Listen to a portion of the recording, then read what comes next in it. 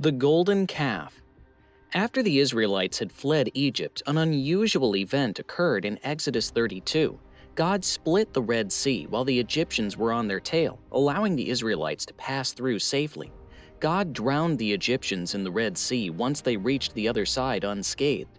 Then, in the desert, while Moses was on Mount Sinai retrieving the Ten Commandments, the Israelites did something that we see frequently in the Old Testament. They became irritated. When the people saw that Moses was so long in coming down from the mountain, they gathered around Aaron and said, "Come, make us gods who will go before us. As for this fellow Moses who brought us up out of Egypt, we don't know what has happened to him." Exodus 32:1. Moses was on the mountain for a long time, receiving instructions from the Lord, 40 days and 40 nights, in fact. Exodus 24:18. And Moses went into the midst of the cloud, and gat him up into the mount, and Moses was in the mount 40 days and 40 nights. That was apparently too long for the Israelites. They were tired of waiting and were impatient. They despised the one whom God used to deliver them from slavery. This Moses, we don't know what happened to him. They also demanded that Aaron create an idol to lead them in Moses and the Lord's place, a rejection of the first two commandments and a repudiation of their vow to obey the Lord. Exodus 20:3-4. Thou shalt have no other gods before me. Thou shalt not make unto thee any graven image or any likeness of anything that is in heaven above, or that is in the earth beneath, or that is in the water under the earth. Aaron answered them, "Take off the gold earrings that your wives, your sons, and your daughters are wearing, and bring them to me." So all the people took off their earrings and brought them to Aaron. He took what they handed him and made it into an idol cast in the shape of a calf, fashioning it with a tool. Then they said, "These are your gods, Israel, who brought you up out of Egypt." Exodus 32:2-4. Tragically, Aaron listened to them and told them to bring him gold, which he fashioned into the image of a calf. 32:4. This is an important choice because the Egyptians and Canaanites, the original inhabitants of the land promised to Israel, were known for their deities shaped like calves.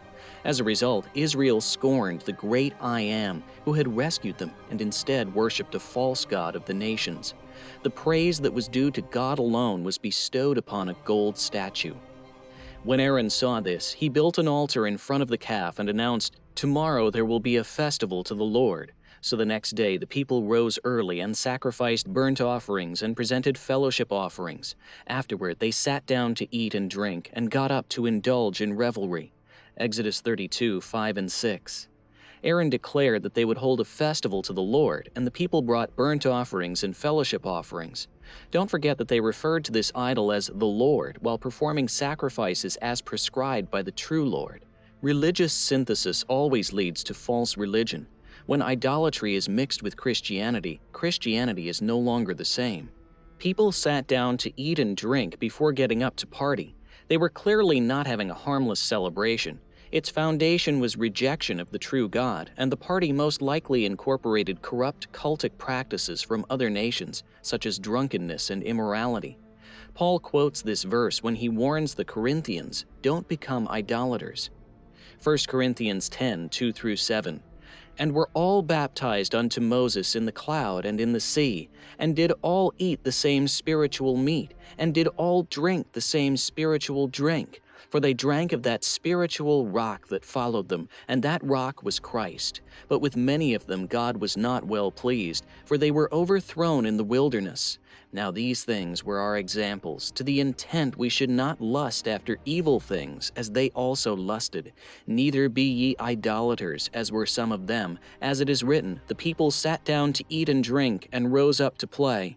Then the Lord said to Moses, "Go down, because your people, whom you brought up out of Egypt, have become corrupt. They have been quick to turn away from what I commanded them, and have made themselves an idol cast in the shape of a calf. They have bowed down to it and sacrificed to it, and have said, 'These are your gods, Israel, who brought you up out of Egypt.' I have seen these people," the Lord said to Moses, "and they are a stiff-necked people. Now leave me alone, so that my anger may burn against them, and that I may destroy them. Then I will make you into a great nation." Exodus 32:7-10.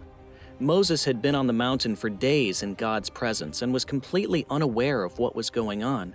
God informed Moses that Moses' people, notice he did not say my people, had acted corruptly and had quickly abandoned God in favor of idol worship. The Lord declared that they were a stiff-necked people who would be destroyed. After all, he would be able to turn Moses into a great nation instead. But Moses sought the favor of the Lord his God. "Lord," he said, "why should your anger burn against your people, whom you brought out of Egypt with great power and a mighty hand? Why should the Egyptians say it was with evil intent that he brought them out, to kill them in the mountains and to wipe them off the face of the earth? Turn from your fierce anger, relent, and do not bring disaster on your people. Remember your servants Abraham, Isaac, and Israel, to whom you swore by your own self, I will make your descendants as numerous as the stars in the sky, and I will give your descendants all this land I promised them, and it will be their inheritance forever." Then the Lord relented and did not bring on his people the disaster he had threatened. Exodus 32:11-14. Rather than accepting the idea of being the patriarch of a new nation without the existing Israelites, Moses begged God not to destroy Israel. He appealed not to their merit, but to God's reputation and character. First, Moses said the Egyptians would ridicule God's name and claim that he had brought Israel out only to kill them. Second, he reminded the Lord of his promise to the patriarchs, Abraham, Isaac, and Israel, to raise up a great nation from their offspring. And as a result of Moses' intercession, the Lord relented and didn't totally destroy the Israelites. This brings us to a critical point. God has stated that he does not change. Malachi 3:6, New International Version. "I, the Lord, do not change, so you, the descendants of Jacob, are not destroyed." Nevertheless, he declares that he may choose to relent and refrain from bringing threatened judgment upon a people if they change their ways. Jeremiah 18:8, New International Version. "And if that nation I warned repents of its evil, then I will relent and not inflict on it the disaster I had planned." In other words, he may relent if the people repent, or, as in this case, as a result of intercessory prayer. The Lord interacts with his people. He is relational. Moses did not reveal anything to God that he did not already know. Instead, Moses made an appeal to God based on what he knew about God's glory and his faithfulness to his promises. This implies that when we relate to an aspect of God's character, he is free to change his actions without changing his character at all. That is, he is free to change the way he interacts with his people. God's decision not to destroy Israel did not imply that he had changed his mind about their sin. In reality, while he did not annihilate them, he did hold them accountable for their wrongdoing. As a result, God upheld his reputation, remained faithful to his word, and demonstrated his grace. Moses turned and went down the mountain with the 2 tablets of the covenant law in his hands. They were inscribed on both sides, front and back. The tablets were the work of God, the writing was the writing of God, engraved on the tablets. When Joshua heard the noise of the people shouting, he said to Moses, "There is the sound of war in the camp." Moses replied, "It is not the sound of victory, it is not the sound of defeat, it is the sound of singing that I hear." When Moses approached the camp and saw the calf and the dancing, his anger burned, and he threw the tablets out of his hand, breaking them to pieces at the foot of the mountain. And he took the calf the people had made and burned it in the fire. Then he ground it to powder, scattered it on the water, and made the Israelites drink it. Exodus 32:15-20. Moses descended the mountain, carrying the 2 tablets inscribed with God's writing. Joshua, who had accompanied Moses up the mountain, heard the noise in the Israelite camp below and assumed it was the result of an enemy attack. Exodus 24:13, "And Moses rose up, and his minister Joshua, and Moses went up into the mount of God." But Moses was wiser. When Moses saw the calf and the people dancing, he became enraged and smashed the tablets as an expression of his disappointment that Israel had so quickly broken the covenant God had made with them. The calf was then burned and ground to powder, and the Israelites were forced to drink their sin. He said to Aaron, "What did these people do to you, that you led them into such great sin?" "Do not be angry, my lord," Aaron answered. "You know how prone these people are to evil. They said to me, 'Make us gods who will go before us.' As for this fellow Moses who brought us up out of Egypt, we don't know what has happened to him." So I told them, "Whoever has any gold jewelry, take it off." Then they gave me the gold, and I threw it into the fire, and out came this calf. Exodus 32:21 through 24. Moses confronted his high priest brother Aaron. He was supposed to lead Israel to know and obey God, but instead he led them into a serious sin. Rather than admitting his mistake, Aaron simply shifted the blame to the people, as if they forced him to. Then he made this absurd claim: "When I threw the gold into the fire, this calf came out." As a result, he falsely implied that the idol was created supernaturally. Moses saw that the people were running wild and that Aaron had let them get out of control and so become a laughingstock to their enemies. So he stood at the entrance to the camp and said, "Whoever is for the Lord, come to me." And all the Levites rallied to him. Then he said to them, "This is what the Lord, the God of Israel, says. Each man strap a sword to his side. Go back and forth through the camp from one end to the other, each killing his brother and friend and neighbor." The Levites did as Moses commanded, and that day about 3,000 of the people died. Then Moses said, "You have been set apart to the Lord today, for you were against your own sons and brothers, and he has blessed you this day." Exodus 32:25 through 29. Moses recognized that the people were out of control. Despite the fact that he had confronted them with their sin, many remained unrepentant. So he exclaimed, "Whoever is for the Lord, come to me." When the Levites gathered around him in response, Moses dispatched them to carry out God's judgment on those who continued to practice idolatry and immorality. As a result, 3,000 men were killed within a short period of time. Sin is no joke. It brings death. Genesis 3:17, "And unto Adam he said, Because thou hast hearkened unto the voice of thy wife, and hast eaten of the tree of which I commanded thee, saying, Thou shalt not eat of it. Cursed is the ground for thy sake. In sorrow shalt thou eat of it all the days of thy life." Romans 6:23, "For the wages of sin is death, but the gift of God is eternal life through Jesus Christ our Lord." James 1:15, "Then when lust hath conceived, it bringeth forth sin, and sin, when it is finished, bringeth forth death." It can sometimes result in an untimely physical death. However, if one does not accept God's grace through Jesus Christ, he will experience the second death, which is far worse. In the lake of fire, there will be eternal judgment. Revelation 20:14 and 15, King James Version. "And death and hell were cast into the lake of fire. This is the second death. And whosoever was not found written in the book of life was cast into the lake of fire." The next day Moses said to the people, "You have committed a great sin, but now I will go up to the Lord. Perhaps I can make atonement for your sin." So Moses went back to the Lord and said, "Oh, what a great sin these people have committed. They have made themselves gods of gold. But now, please forgive their sin. But if not, then blot me out of the book you have written." Exodus 32:30 through 32. The next day, Moses reminded the people of their sin and declared that he would intercede with God on their behalf. This is followed by another remarkable example of intercessory prayer in the Bible. Moses confessed the people's sin and pleaded for their forgiveness. If God refused to forgive them, Moses requested that God destroy him instead of them.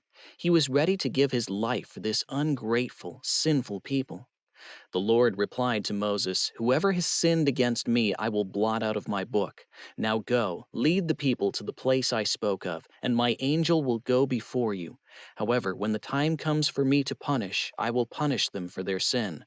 And the Lord struck the people with a plague because of what they did with the calf Aaron had made. Exodus 32:33 through 35.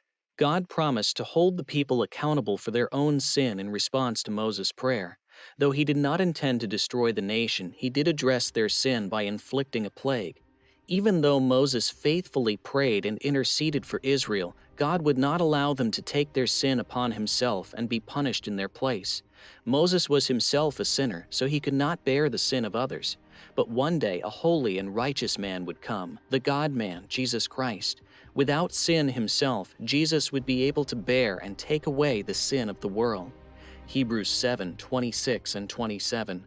"For such an high priest became us, who is holy, harmless, undefiled, separate from sinners, and made higher than the heavens, who needeth not daily, as those high priests, to offer up sacrifice, first for his own sins, and then for the people's. For this he did once, when he offered up himself." John 1:29. The next day John seeth Jesus coming unto him, and saith, Behold, the Lamb of God, which taketh away the sin of the world. Consequences of the golden calf. What made the Israelites decide on a calf? One could point to the gods of other nations as a possible source of inspiration for this. The Egyptian god Hathor, a bull goddess of joy, celebration, and love, may have had some influence on the shape of this idol. Apis, a calf, another Egyptian deity, could have served as inspiration. One could also point to the chief god of Canaanite literature, El, a bull, or Baal, an ox. Although the inspiration for these idols may have come from other religions, bull, cow, and calf idols appear to be scattered throughout the Old Testament narrative. It's no surprise that the first two commandments appear to be against gods and idols. The deeper meaning of the golden calf. 1. The Israelites took gifts from God and turned them into an idol. Whether they intended to replace Moses as a mediator or to create an outright idol, they turned the gold that came as a gift from Egypt, essentially a gift from God, into an abomination. Although this may seem far-fetched in today's world, after all, we don't worship golden calves on Sundays, how often do Christians take God's gifts and worship them instead of the Creator? 2. The Israelites got impatient. They waited for Moses to return from Mount Sinai with the Ten Commandments for a long time. Because God refused to move on their timetable, they decided to make their own and force God's hand. Even though we have God's commands written down in our Bibles, we can get frustrated when He doesn't seem to move on our timetable. As a result, we try to force His hand through other means. We may attempt to pursue certain opportunities or relationships when He has not yet granted us permission to do so. However, life's waiting periods are frequently difficult. Waiting for medical test results or news from a loved one is an example of this. It could be waiting for a specific change of direction in our lives, such as a change in our work or ministry. Certainly, it is waiting for the blessed hope for all of us. Titus 2:13, While we wait for the blessed hope, the appearing of the glory of our great God and Savior, Jesus Christ. Obedience in waiting is one of the most important tests we have in life. Prior to ascending Mount Sinai, Moses gave the leaders of the children of Israel a very specific command. He said to the elders, Wait here for us until we come back to you. Exodus 24:14. But the wait was long, and people became impatient. They took matters into their own hands, much to their shame. They're soon worshiping and carousing around a golden calf, led by Aaron. They failed the wait test miserably, and severe consequences resulted. There are numerous examples of waiting tests in the Bible, including Abraham's wait for the promised son, Jacob's wait for Rachel, Saul's wait for Samuel, and others. Many of them failed the test of obedience in waiting, which had long-term, even lifelong consequences. In our lives, we also have a lot of waiting tests. Trusting, praying, and obeying while waiting can be difficult because we are tempted to take matters into our own hands rather than fully trusting God to work things out according to His will and timing. We might even hit rock bottom while waiting. Based on our second Bible text, here's a great truth to bury deep in your heart today. God intervenes on behalf of those who seek Him. This verse is a real treasure buried in a section of the Bible that many people are unfamiliar with. Since ancient times, no one has heard, no ear has perceived, no eye has seen any God besides you, who acts on behalf of those who wait for Him. Today, may this truth fill your life with peace as you trust in God, who always acts on behalf of those who wait for Him. God, grant us grace to obediently wait. Be encouraged today as we obediently wait on Him. 3. The Israelites tried to justify their reasons for setting up the golden calf. When Moses confronted Aaron later in the passage about why he built the calf, Aaron offered nothing but excuses. When we worship idols in our lives, we can often construct our own logic for why we are justified in worshiping anything other than God. Our question of the day: what is a worship song that has brought you closer to God?